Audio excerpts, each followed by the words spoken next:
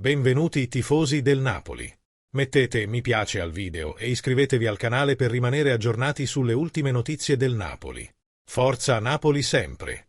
Il Galatasaray sta seguendo con grande interesse Kevin De Bruyne. Il club turco ha mostrato un forte interesse per il centrocampista belga, considerato uno dei candidati ideali per rinforzare ulteriormente la rosa. La trattativa, tuttavia, è strettamente legata alle strategie di mercato del Galatasaray. Il club ha a disposizione un solo posto per giocatori professionisti e sta valutando attentamente come utilizzarlo. Per questo motivo, la dirigenza sta lavorando per presentare un'offerta economica significativa al centrocampista del Napoli. Potrebbe essere sul tavolo un contratto biennale con un valore considerevole, con l'obiettivo di convincere il belga ad accettare il trasferimento in Turchia. Il Galatasaray è pronto a fare un grande sforzo per assicurarsi un giocatore con esperienza internazionale e qualità eccezionali, considerato perfetto per guidare il centrocampo la prossima stagione.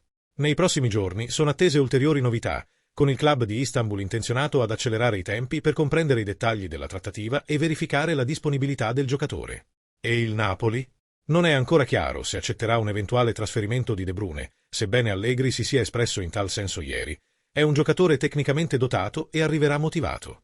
Abbiamo bisogno di una squadra in grado di competere su tutti e tre i fronti, con la voglia di ognuno di noi di dare il proprio contributo affinché anche gli altri facciano una buona stagione. Dobbiamo gettare le basi nei primi mesi per poter competere in tutte e tre le competizioni fino a marzo.